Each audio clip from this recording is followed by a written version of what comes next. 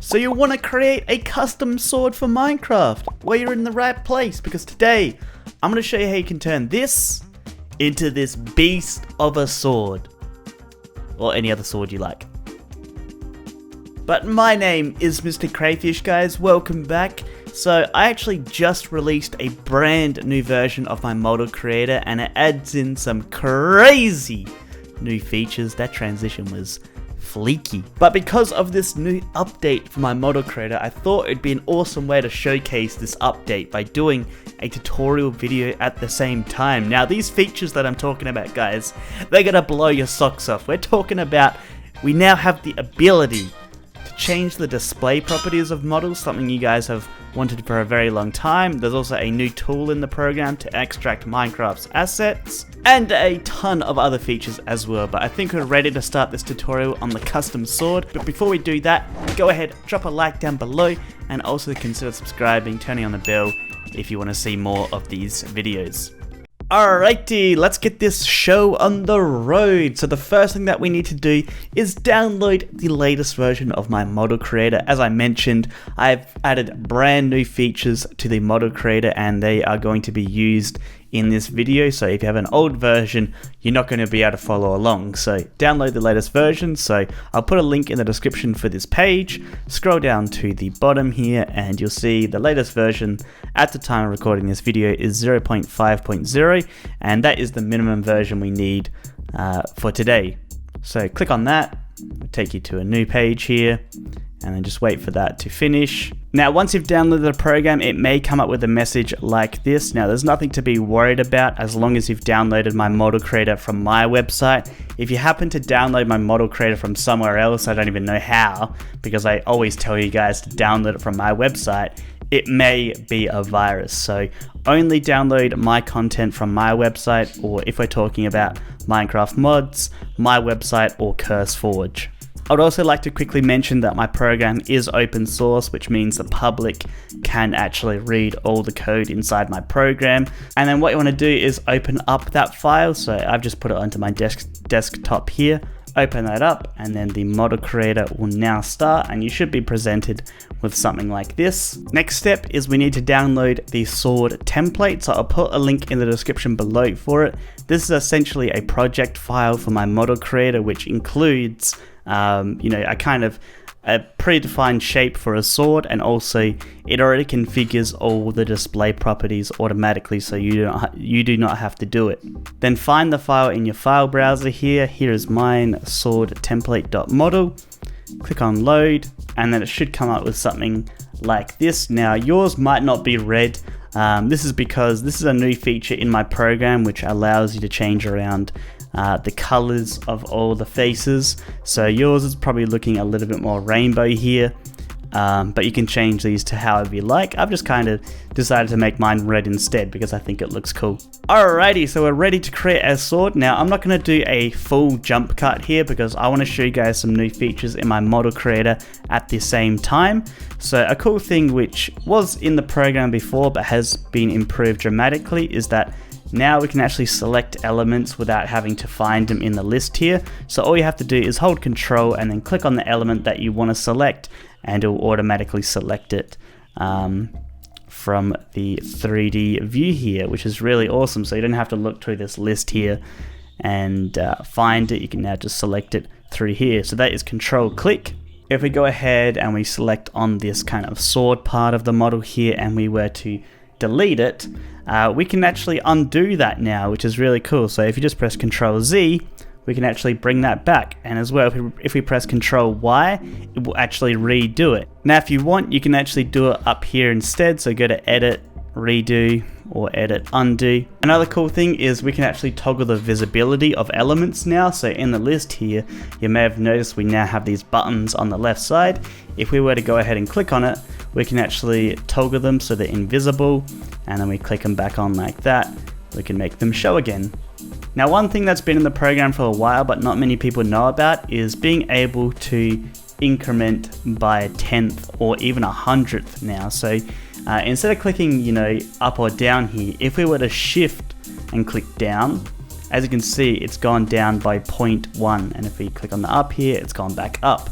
But if we go ahead and we press Control Shift and then down, it will go down by a 100th instead. So this will allow you to kind of do very precise work in the program now.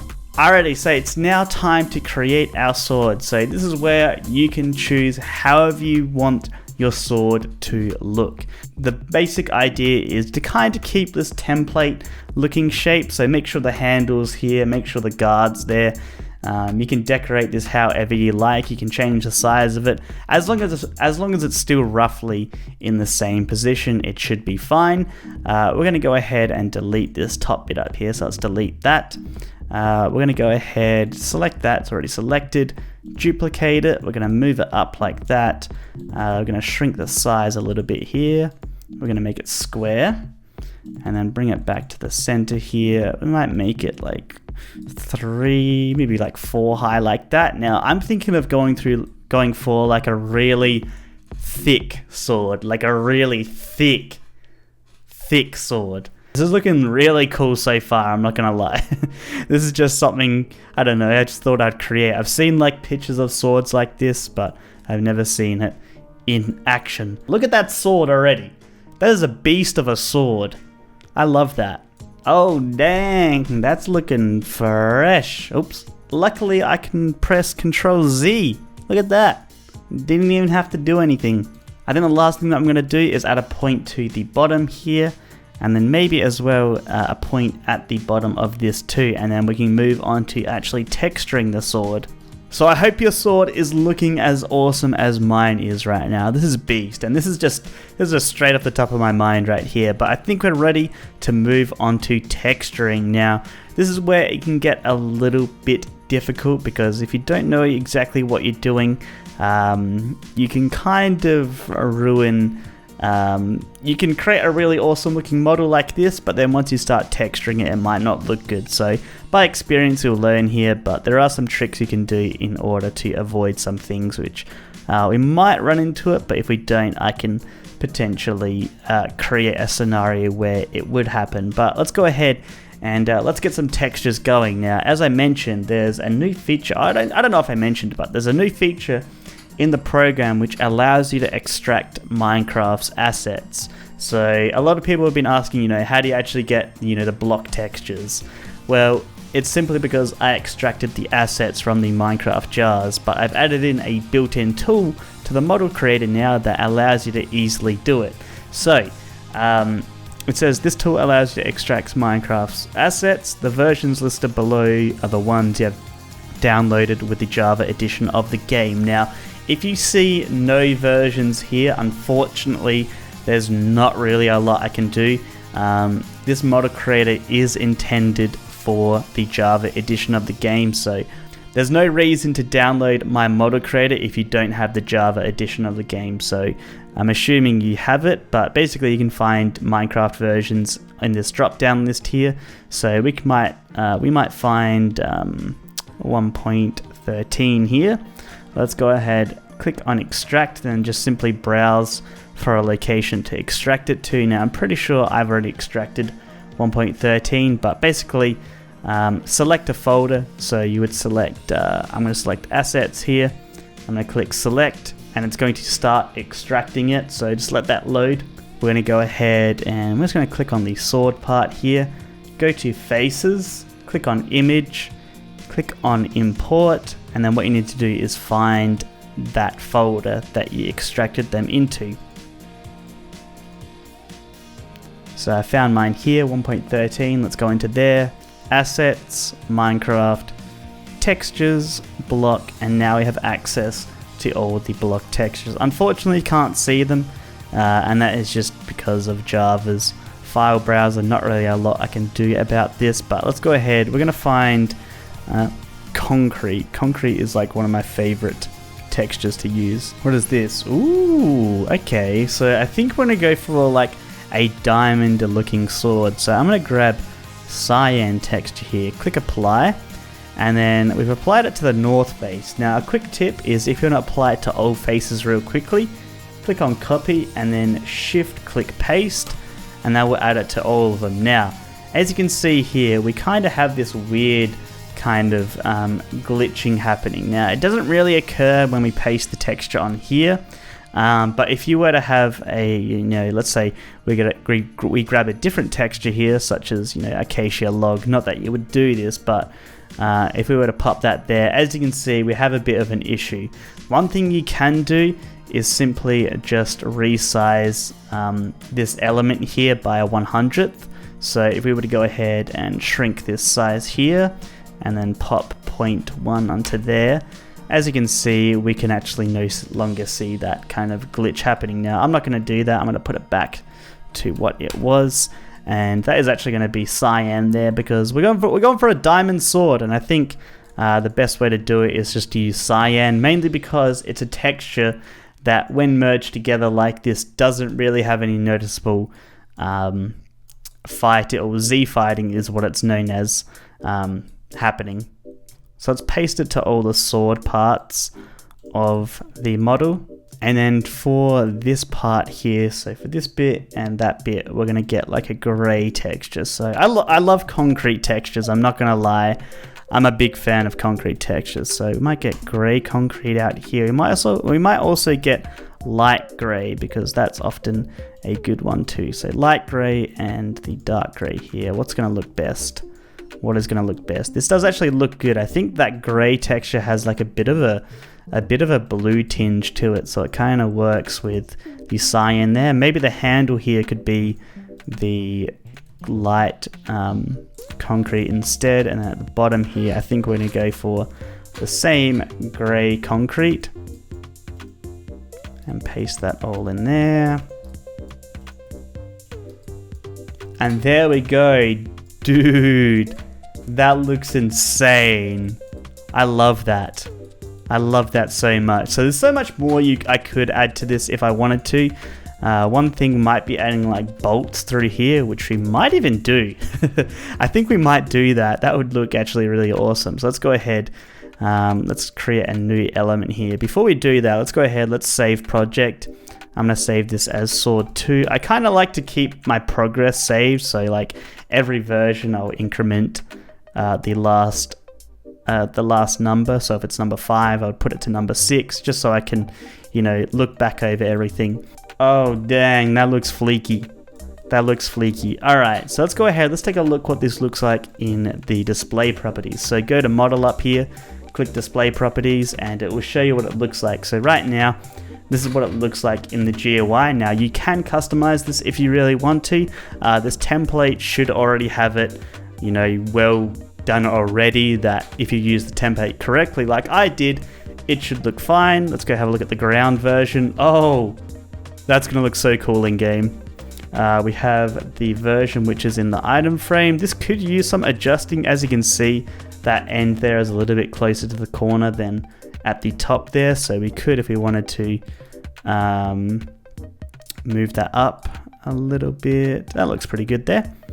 Let's go to the head version. I'm not too worried about the head. I think I'm actually just going to disable that, because why would you want to put this sword on your head? So just disable that and it won't be included when we actually output first person here. I feel like it could be a little bit more beast. What we're going to do is actually increase the scale of this to 0.8. Oh yeah, that's a beast sword right there. And then third person looking fine already. It could be, I don't know. I think that's the size of the sword anyway, but as you can see, it's already holding the sword perfectly in third person, which is what we needed. Alright, so it looks like that is good. Let's close that off. Make sure as well, there is some presets here. If you are creating like blocks or something like that, obviously for this tutorial, as I've already kind of set it up for you, don't apply any of these presets, otherwise it will get rid of the presets that I provided in the template. Let's close that off and we'll be brought back to here, but I think I'm ready to export this now. So we're going to go ahead, save project first. So I'm going to save that as sword 3. We're going to go file, export JSON, and this here is the brand new exporting dialog. So instead of actually just going straight to a file chooser, we actually have create a name here. So we're actually going to call this, I think it's diamond sword. I'm just going to save it into my documents there. You can browse if you want to. And then we have some export options here. So we have optimize model, we have include display properties, so that's the first person, third person thing we were just in, and then include element names. Now I'm going to untick element names because we don't really need it. I already know that I'm not going to have any problems with this model once it's in game. Something useful why maybe you want to keep that in is in case you're giving the model to somebody else, they'll be able to see all the names of the elements up here when they re-import it back into the model creator. But to save on file size, we're going to get rid of it. Now this is a new feature that wasn't in the program before, and this is optimize the model. And what this does is it gets rid of any faces on the model that can't be seen, because if you can't see it, why render it? It will also reduce the file size of the exported model. So I highly recommend you guys have that ticked. You'll be a better modeler if you have that ticked. But I think we are ready to export this. So let's click on export right now.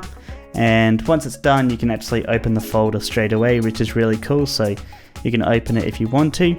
Now, if you want to optimize your model without having to export it at the same time, we can simply just go to the model menu here, click on optimize.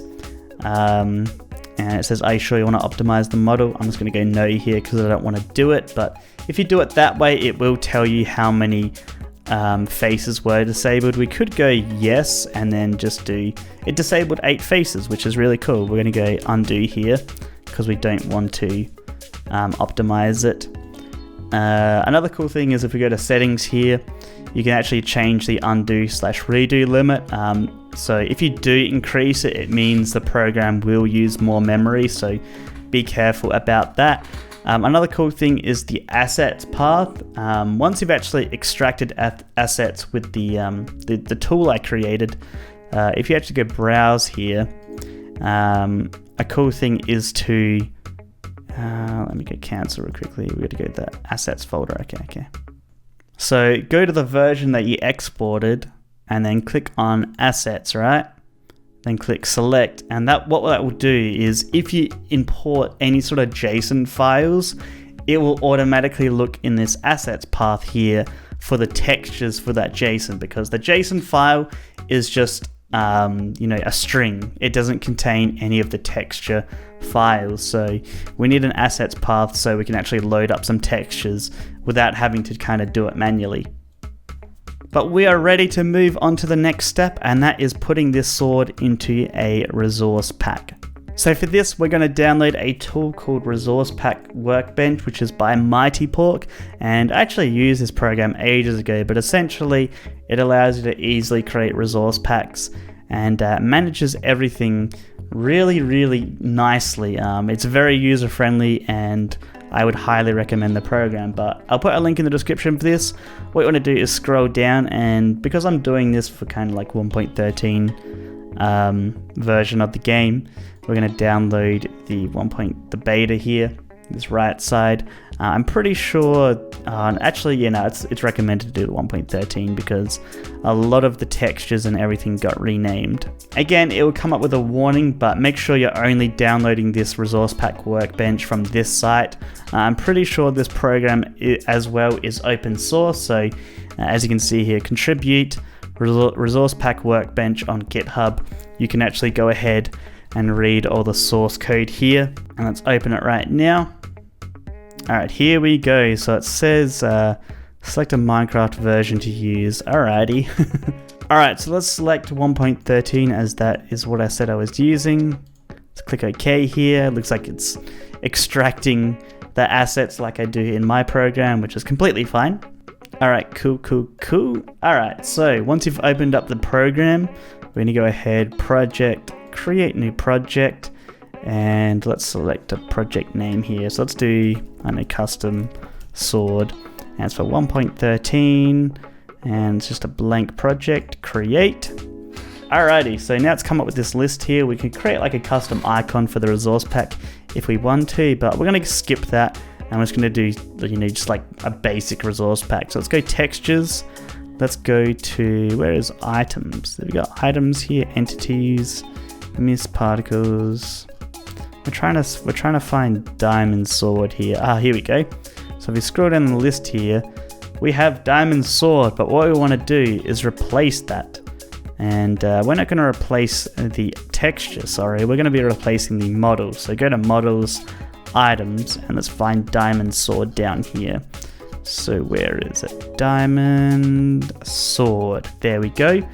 So we're simply going to right click on here, and then we're going to import replacement, I think is the one we want to do. Import replacement, yes, this looks like the correct version. So let's go to our documents folder. Let's find the diamond sword. Oh no, I put it onto my desktop. Alright, here we go. Diamond sword.json. So you basically want to find the exported JSON file from my model creator. Click on that, and there we go. We now have the model imported into our resource pack here. We can go ahead and I mean that's pretty much it. We don't really got to do anything to this. Maybe there's some we can add a description if we want to. Changes the diamond sword in Minecraft. Perfect. Press OK here, and we'll go project export resource pack. I'm going to call it custom sword. Maybe we'll put a space in between it. We go to description, export to Minecraft, resource pack format is number 3. Change this setting here to don't change settings, and then we'll go ahead, press export. Export was successful, so let's close that off. Let's load up Minecraft now. So the game's now loaded up. Let's go to options, resource packs, and we should find our sword here. Where is it? Custom sword. It looks like it's not saying it's for this version, but if you go ahead, press yes here. Regardless, let's press done. Let's go single player. Let's create a new world here, and let's check our inventory. Oh, okay, so it looks like it hasn't corrected. I mean, our model loaded into the game, but because we're loading it into 1.13, it hasn't found the textures correctly. And I know why this has happened, and we're going to fix this up real quickly. So hopefully you've still got your resource pack workbench opened. So if you click on edit model here, this will open up your default editor, and I'll open up the model file. What we need to do quickly is just change around this here. Instead of it saying blocks, we need to say block, and then just save, and then we'll go ahead and project export resource pack. We'll override the custom sword one we created. Click yes there, exported successfully, and then we'll go ahead, reapply the texture pack here. So we should be able to just remove that from it, and then if this will, that didn't load. It wasn't letting me scroll down. Alright, so if we can scroll down now, there we go. Let's find custom sword, apply that, press done. We should now have a working version of our sword. Have a look at that. We have the sword in game. Let's have a look at this in third person. Let's go third person. Oh, dang. I look like a literal beast here with this brand new diamond sword. All right, let's test it out real quickly. Make sure it's working good. Hui. I'm bad at aiming. Look at that, a beast diamond sword. So if you wanted to, you could create this for every type of the swords in the game. So maybe you want to create a gold version of it, a stone, a wooden, an iron one. You could do that for all of them. Hopefully you've learned how to create a custom sword using the brand new model creator. Let me know if you want to see more tutorials with my model creator, because I know you guys like to create stuff in Minecraft, and I know a lot of people are interested when it comes to creating like resource packs and creating models. So let me know if you want to see more, and as well, if you enjoyed this video, I'd appreciate if you go ahead, leave a like, lets me know you liked it, and of course it does, but also subscribe, and I'll catch you guys later. Bye.